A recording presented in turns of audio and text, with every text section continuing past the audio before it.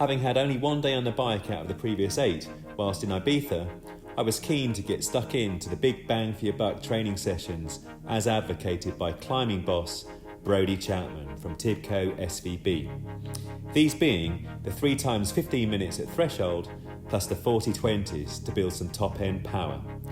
And with only 14 days before my next stint out of the UK and another holiday, indeed very much first world problems, I was keen to hit it hard both in the gym and on the bike.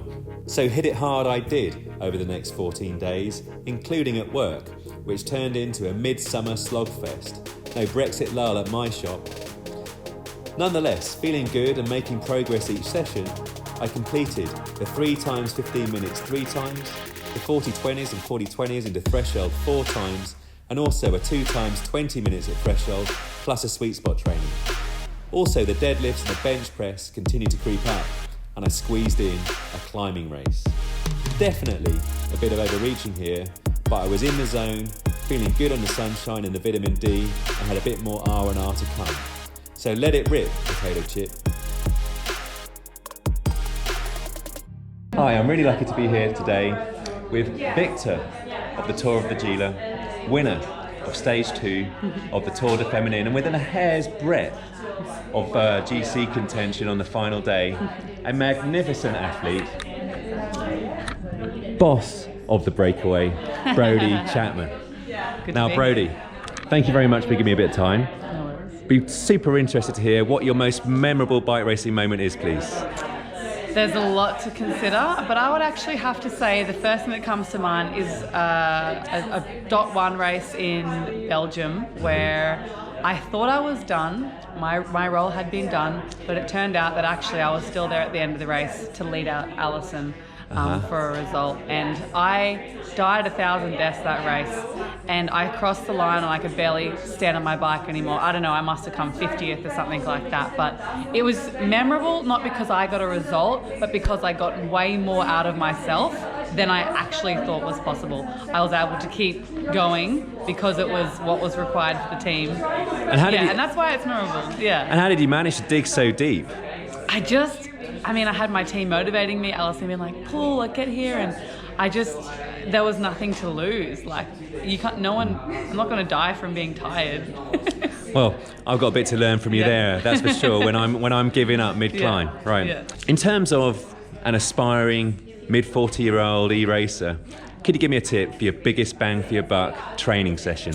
I would say, so look, quality over quantity. You don't need to be doing huge amounts of hours per week, but one of my favorite sessions is a 40-20 session. So you're doing 40 seconds at about 130% of your FTP and 20 seconds of just easy pedaling. And then you go again, 40 seconds at 130%. They're VO2 efforts. And so I do 5 minutes of that, have a break for 3 minutes, and then do 5 minutes again, around about 5 times. Another way you can do it is 3 by 10 minutes with 10 minutes in between. So you can do it on the trainer, you can do it on a piece of road, you can do it on a steady climb, and it's super effective for just pushing you a little bit past your limit. Awesome, well that's coming to a training program near me. And look, 40-20s. Very best of luck. Thank you so with much. Ride Prudential and the rest of the season, and hopefully the Worlds. I hope so too.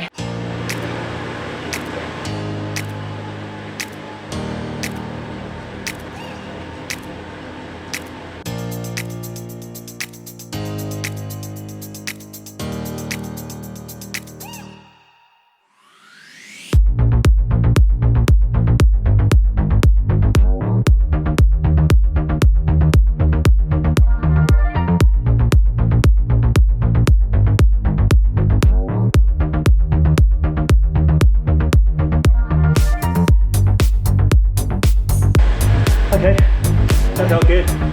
Very hard. Well, I'm super happy to have completed the full 3 sets with good technique. Very, very tired and worn out at the end. And it may not sound like very much, but adding an extra 5 watts to go from 285 to 290 for the 3 sets of 15 minutes made one hell of a difference. And I should also take into consideration the fact that in reality, the power that I can sustain for exactly an hour is 271 watts, i.e. 4.1 watts a kilogram. And there each of those 15-minute sets was 4.4 watts a kilogram. So it's good to have banked that training session. And now it's time to really suffer. London Underground in the heat. For those who do not regularly partake in the London Underground system, I should clarify that it is not air conditioned. This is why I avoid the tube at all costs. It's not even that hot. It's just extremely humid, especially after you've just raised your body temperature with a functional threshold power test. So whether you're training for fat loss or improved power and strength and a bit of muscle, the big compound lifts are your go-to exercise because they work multiple muscle groups at the same time, and that's what burns off the most energy. Get up. Good.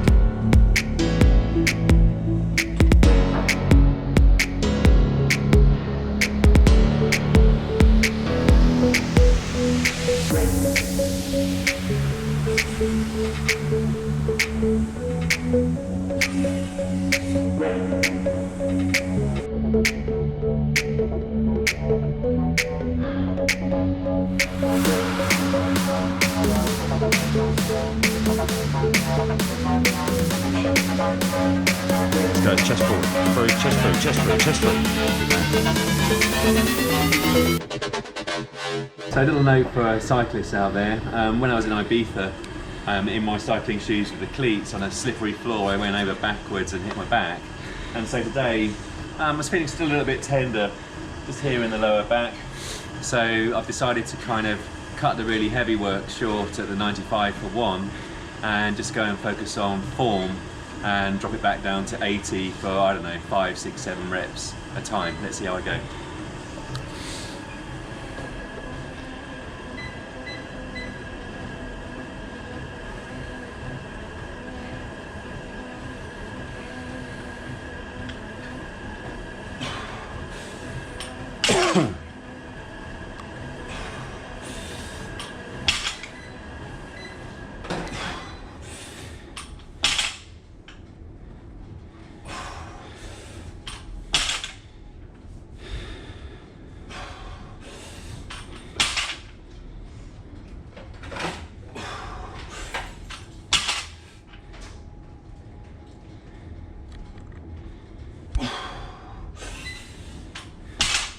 So Saturday morning post deadlift session and shoulder presses, and I'm in New York on the outer loop and I'm midway through my 40-20 session. I've had a warm up and 5 minutes at 305 watts, and because I've manipulated my FTP upwards, the 40-second intervals will be at 365 watts, which as per Brodie Chapman's advice is 130% of my FTP, which is 282 watts. The first set of 5 40s, 20s was incredibly difficult, even though Swift gives you an extra 10 seconds in the recovery, i.e. there's 30 seconds of recovery for the first set of 5. I've got 2 further sets of 5 to go with the correct 20-second rest. I'm about 2 minutes 30 away from the second set. Okay, 3 seconds away, and here's the first at 365. It takes a little time for ERG to get me up to the 365, but equally, as I finish the interval, it takes a little time for ERG to normalise back down, provided I keep the cadence up.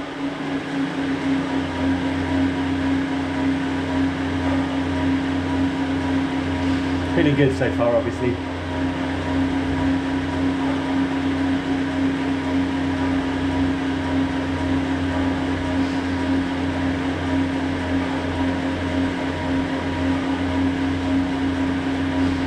Okay, just gone over the marker, but I'm keeping the cadence up, and now the power's down.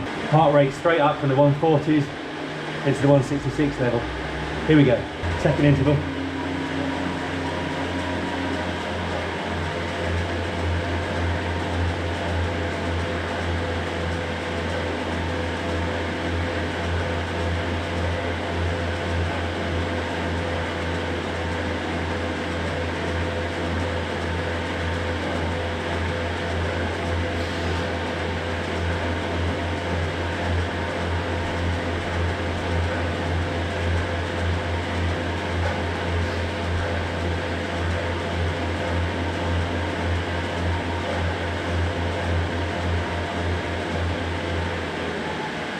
Oh, hard work.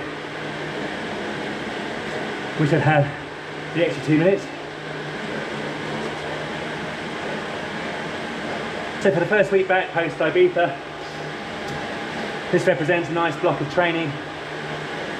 2 sessions of 3 times 15 minutes at 285 watts, with the second session at 290 watts, and then 40-20s into threshold, followed by today, on the final day, this set of 40-20s. And as ever, none of this is advice.